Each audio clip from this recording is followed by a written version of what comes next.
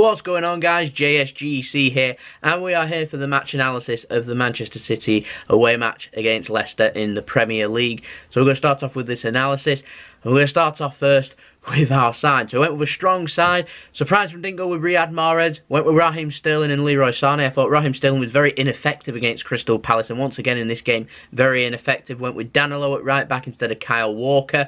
I understand that change, if I'm honest, because Kyle Walker didn't have a great game in the last game. John Stones went back into centre-back along with Laporte. In my opinion, that's our strongest centre-back partnership. Saw Gundogan going to defensive midfield, which, as expected, saw Kevin De Bruyne return along with Sergio Aguero up front and Bernardo Silva sitting just in front of Kevin De Bruyne. David Silva also back onto the bench. Nice to see. Now, first 15 minutes, City complete control. Very easy. Very neat and tidy. 14 minutes in, Aguero managed to peel off the Leicester defenders, managed to get a ball through to Bernardo Silva, who was onside, controlled it nicely, managed to slot it left-footed past Kasper Schmeichel. 1-0 up, that's exactly what was needed. Just like against Crystal Palace, we've gone 1-0 up, we've got ahead, that's what's needed. And yeah, with everyone else leading, I think, at the time as well, Tottenham and Liverpool, you know, it felt good for, right, we can move on. Then, as we were controlling, 19 minutes in, Leicester decided to come forward at last. Vardy manages to put a ball in, Albrighton peels off Fabian Delph, manages to get a header across and find it in the net. Well, very annoying, their first chance going forward, their first shot on target, and it's gone in. I feel real sorry for Ederson in this game, because Ederson conceding goals, you feel like this is reminiscent of 2 seasons ago under Pep Guardiola. I'm going to be very critical of Pep in this video, so if you're a huge fan of Pep, you might want to leave now, because a lot of stuff that's happened in here, I do blame him for. Now, I feel sorry for Ederson. He's conceded again, and again, the goal isn't his fault. He's got the defenders in front of him, everything's set up to try and do the job, and they're not doing the job, and so it makes it very difficult. Now, you see a team have a shot, and you think, Ederson's at fault, they're only having one shot, and it's going in. No. What's happening is that Man City play so open that when teams do decide to come forward and they manage to put in a half-decent ball, then chances are going to be created because our players are all over the place, and that's where I feel sorry for Ederson. Sometimes his positioning's out of place, but wasn't out of place in this game, in my opinion, completely. Fabian Delph allowing Albrighton to be able to peel off him. Not good. Anyway, scrappy throughout the first half. Kevin De Bruyne had a shot that was well saved by Schmeichel. Aguero missed a very good chance after it was cut back. Vardy missed a great chance one-on-one. Albrighton had a great save pulled out from Ederson. And also we saw them go close to, I think it was with Chowdhury, with a good save again after he peeled off Fabian Delph. Again, this time Ederson managed to make a save if the header wasn't anywhere near as good as what Albrighton was. But we went in half-time, 1-1. It saw us still in second place just, but with Liverpool winning comfortably, Tottenham winning comfortably, Manchester United were winning even. But yeah, we're under a lot of pressure going into the second half. We needed to make things work. Things weren't working that well. We're starting to see teams, particularly over the last couple of games, Chelsea, sorry, in our last 3 or 4, all away from home, Chelsea, Crystal Palace. Now, sorry, that was at home, but Leicester have now exploited it too. And it's disappointing. They're exploiting the fact that we've not got a defensive midfielder when Fernandinho isn't playing. We haven't got we've got a makeshift left back because there's no Benjamin Mendy, and it's so difficult, and we're really struggling. And what they're struggling with, I can't say that they're struggling with the play, because first 20 minutes, beautiful from Manchester City, near enough.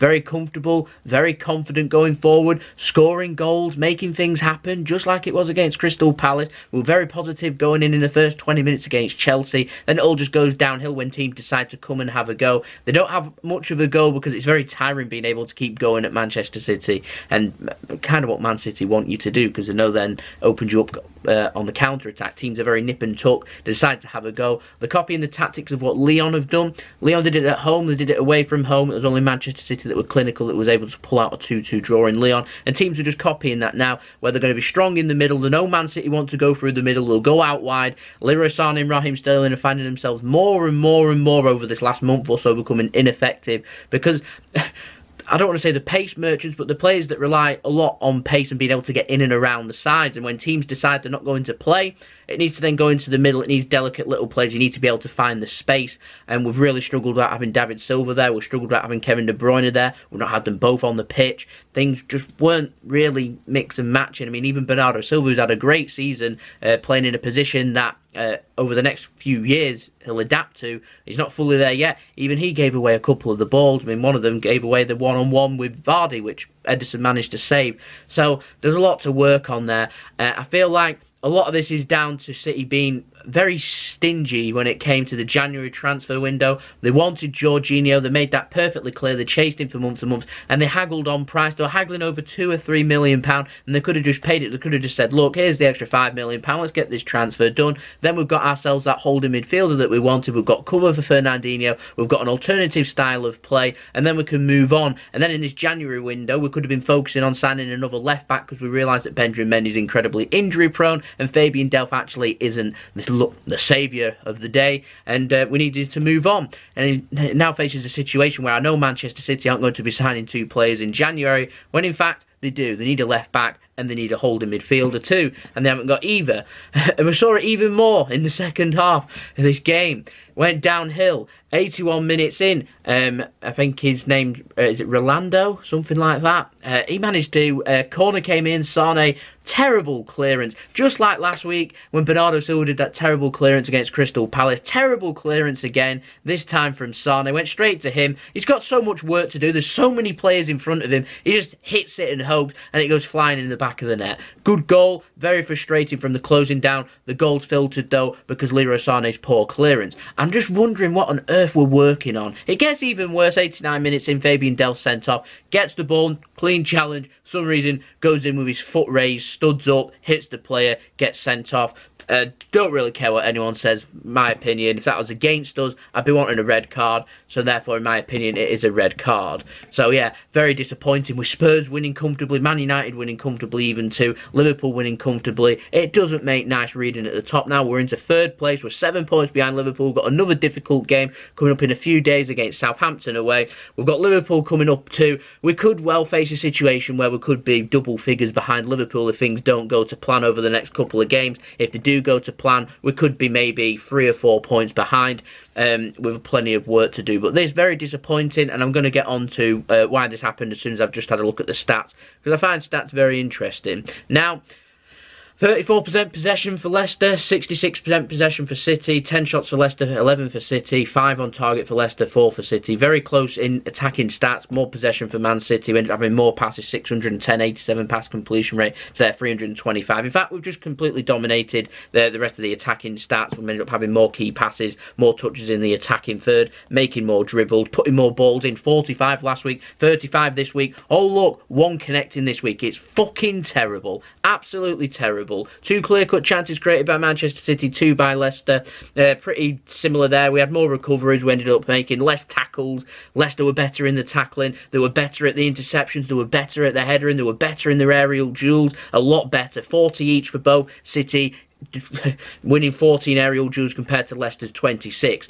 Just hopeful balls going in. And like I said, they just keep working out wide. I saw Pep doing it last week against Crystal Palace. I saw him doing it again. He wants the ball, move it out wide, and cut them in, the attacking wingers, and it just isn't working.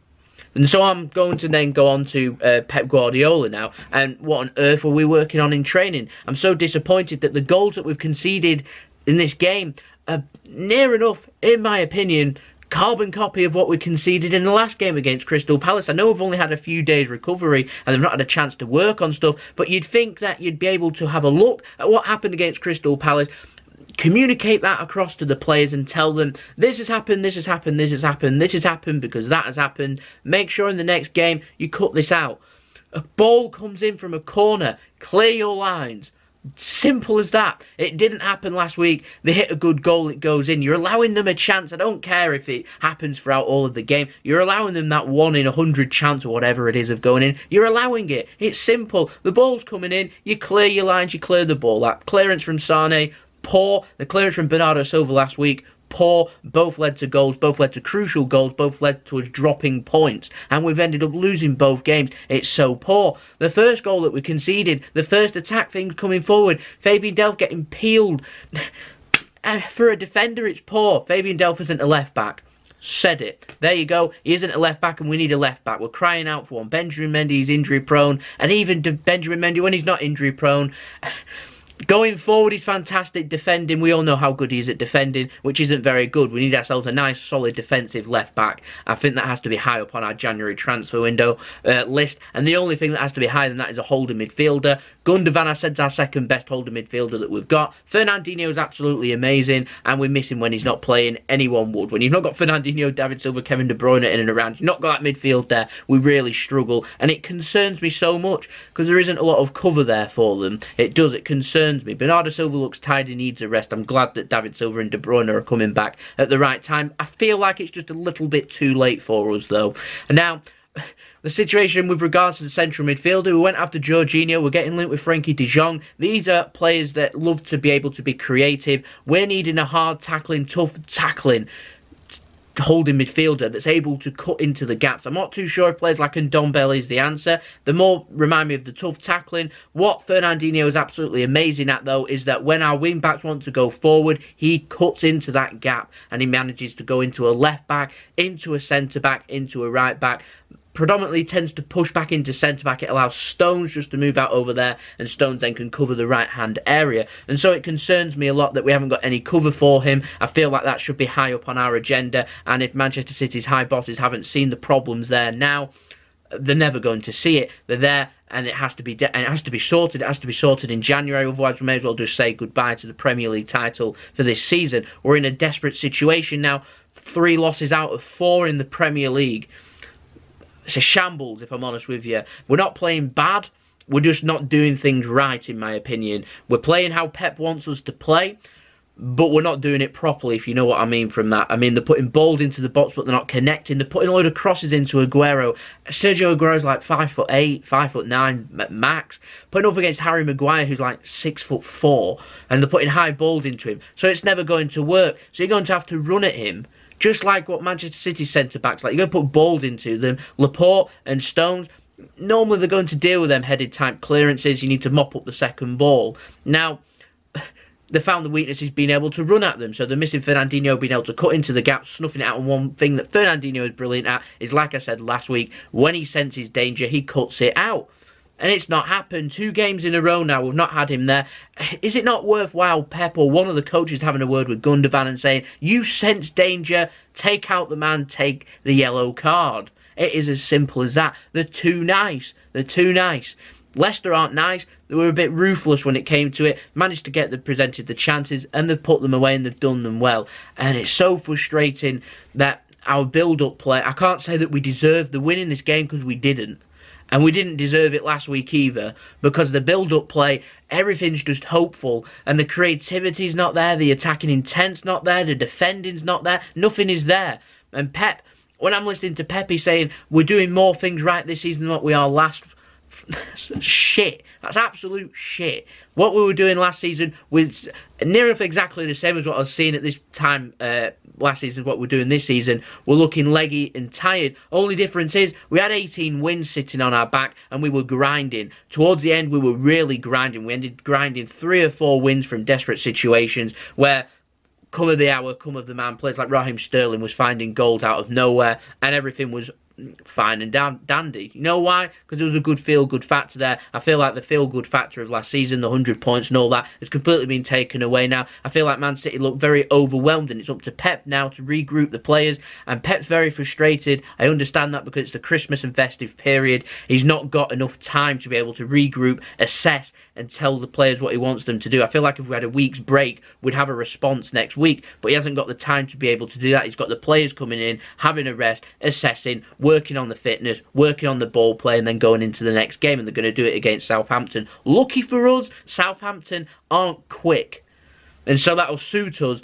However, the damage has been done over the last 2 games. The Premier League table doesn't make good reading. I am so frustrated. I'm frustrated that simple things haven't been done, simple things haven't been said, and they really needed sorting last week. It was evident that it was there, that things needed addressing. That should have been the kick up the arse. They're being given another kick up the arse. I feel like now we're sitting in a situation where if we drop points against Southampton, the title's done, and if we beat Southampton, if Liverpool end up beating Arsenal, we're in a situation where we have to beat Liverpool, and Liverpool will be thriving upon that. that. Liverpool love attacking. In fact, I'd say if we played like we did today, and we played like we did against Crystal Palace, and we played like we did against Chelsea, Liverpool will absolutely hammer us. They will. We're making too many mistakes. It has to be cut out, and they have to be working hard on it. I feel like we just need that confidence boost. Like I said, we can win our next couple of games. There's the confidence boost. That is when a signing has to come in. If that does happen, we win our next 2 games, a signing has to come in right there and then, pick up the confidence and move on from there. What we're needing right now to win this Premier League title,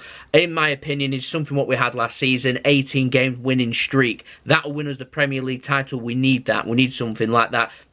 90 plus points, I don't think it's going to cut it. I think we're needing around 93, 94 if Liverpool carry on at the rate, which you've got to presume that they're going to. We've got so many cup competitions coming up. Being able to put on a streak like that towards the end of the season, it's near enough impossible. So we're staring down a barrel at this moment in time, and if things aren't addressed as of this next game against Southampton, like I said, things are just going to get piling on and piling on and piling on. And you're going to say, what's a successful season? Well, I'm going to say a successful season is you win the Premier League. We don't win the Premier League, it's not a successful season unless we win the Champions League, but we're playing as shite as what we are now. We're not going to win the Champions League. Mark my words against that. Luckily, you're over 2 legs.